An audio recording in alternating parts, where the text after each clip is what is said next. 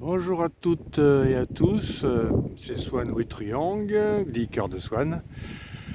Nous allons faire la dernière vidéo des 20 soft skills, des 20 savoir-être concernant la saga des 20 soft skills.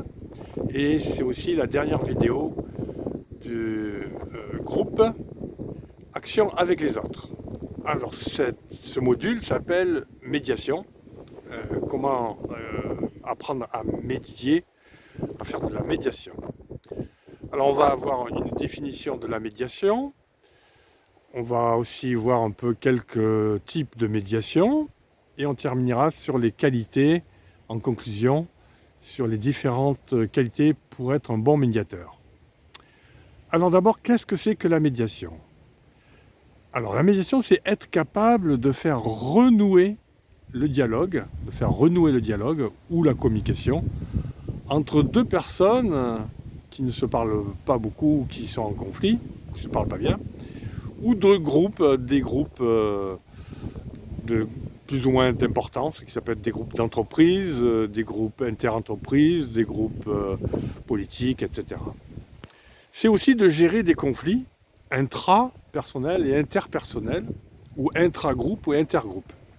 Donc c'est à la fois faire renouer des gens pour qu'ils puissent recommuniquer, dialoguer entre eux, et c'est en même temps gérer des conflits, ou à côté de ça, gérer des conflits intrapersonnels, c'est-à-dire quelqu'un qui a des problèmes avec lui-même, qui a un conflit cognitif, ou interpersonnels, des gens qui sont en conflit entre deux personnes, ou gérer des conflits intragroupes, c'est-à-dire au sein d'un même groupe, ou intergroupes entre des groupes différents.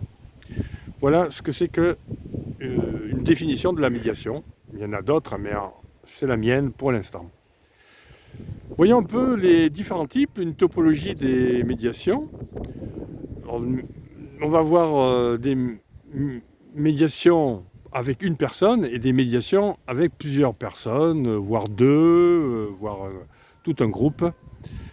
Alors premièrement, voyons la médiation avec une personne qui a un problème avec une autre personne, mais on n'interroge qu'une personne.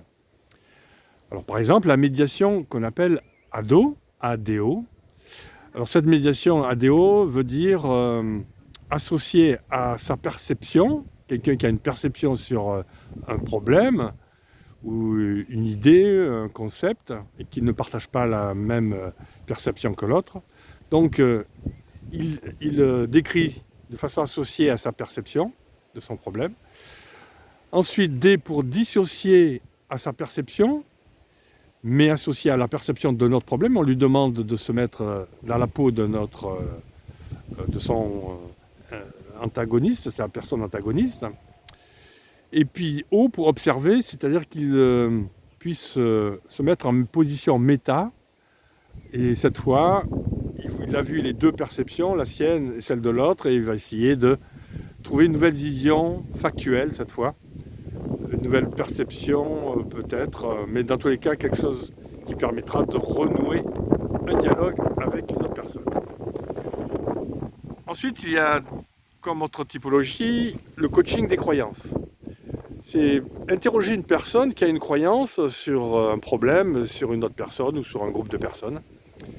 Et il va décrire ses croyances, ses façons de voir les choses. Et le rôle du médiateur, ce sera de lui poser des questions sur est-ce que c'est vrai que cette croyance est toujours vraie? Et est-ce qu'il ne peut pas transformer cette croyance dite limitante, qui l'empêche d'être bien, par une autre croyance qui est une croyance ressource? Et ensuite, il fait un plan d'action s'il arrive à avoir d'autres visions que sa croyance de départ. Maintenant, on va voir d'autres types de médiation à deux ou à plusieurs. Par exemple, la médiation ADR, qui veut dire associer, dissocier, recadrer. Ça ressemble à ADO, mais cette fois, c'est à deux personnes. Alors, deux personnes sont convoquées à parler d'eux, de leurs problèmes.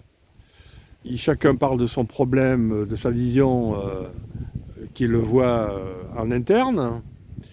Ensuite, le médiateur parle d'un autre problème qui est similaire sous forme d'une histoire, d'un récit. C'est dissocié au problème finalement, c'est un autre problème à voir. Comme ça, les personnes se mettent dans un état métacommunication et ils peuvent faire marcher à leur côté cortex plutôt que leur côté perception émotionnelle.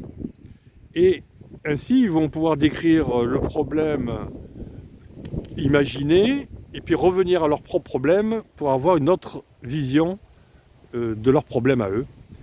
C'est ainsi qu'ils vont pouvoir mettre un plan d'action ensemble pour travailler sur leur perception différente. Ensuite, il y a pour médiation que j'appelle médiation RFM, qui veut dire recadrer, formulation, message.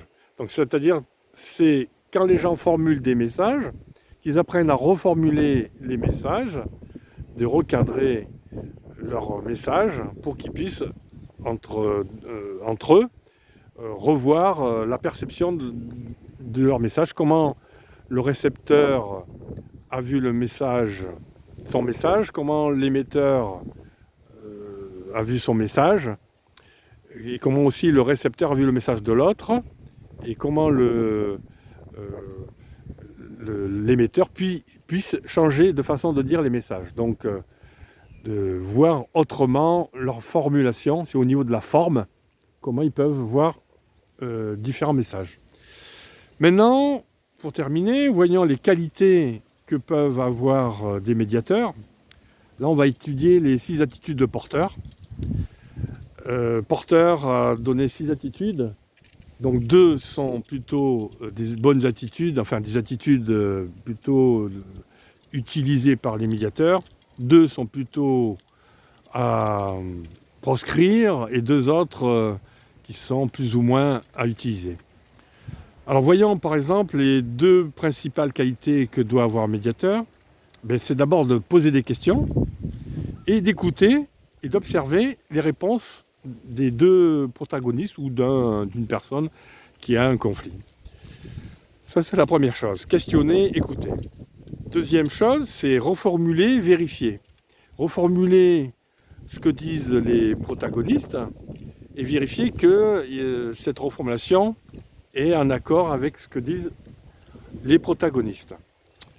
Ensuite, vous avez 2 autres attitudes qui sont à éviter, qui sont l'attitude de conseil, éviter de conseiller, sauf si les personnes restent dans leur position fermée, donc c'est de les recadrer, de les conseiller de respecter des règles ou de cadres. Et 4e attitude à éviter, c'est le sauvetage, c'est-à-dire de prendre parti pour un des protagonistes, éviter de prendre parti et rester neutre, d'être le plus neutre possible, et pour que les autres puissent s'exprimer et découvrir leurs solutions par eux-mêmes. Enfin, 2 attitudes parmi les 6 qu'il faut complètement éviter, c'est le jugement et la critique. Ne pas critiquer, ne pas juger, ça c'est à proscrire, et ne pas interpréter ce que disent les autres. C'est pour ça que la reformulation est utile, ça évite d'interpréter. Donc pour terminer, je dirais que la médiation, c'est quelque chose qui est important à utiliser dans beaucoup de cas, que ce soit en entreprise, en famille, entre voisins, au niveau politique, religieux, national, international, et d'avoir un cadre, parce que si on ne peut pas faire de médiation s'il n'y a pas de cadre au départ, donc de mettre un cadre et que les gens acceptent le cadre de départ, et ensuite on peut dans ce cadre pouvoir se mouvoir et pouvoir changer d'attitude, de comportement, changer de façon de voir les choses. Voilà ce que je voulais dire sur la médiation. Nous avons terminé avec les 20 soft skills. Nous avons terminé avec le groupe d'action avec les autres. Et je vous invite de revoir tous ces soft skills, ces 20 soft skills, ces 20 savoir-être qui vont vous aider dans votre vie, qu'elle soit personnelle ou professionnelle. Dans tous les cas, c'est quelque chose de très utile. Eh bien, je vous souhaite une bonne journée si c'est le jour pour vous, une bonne soirée si c'est le soir pour vous, et une bonne nuit si c'est la nuit pour vous. c'était Swanny et merci de m'avoir écouté et d'avoir vu les 20 soft skills. À très bientôt.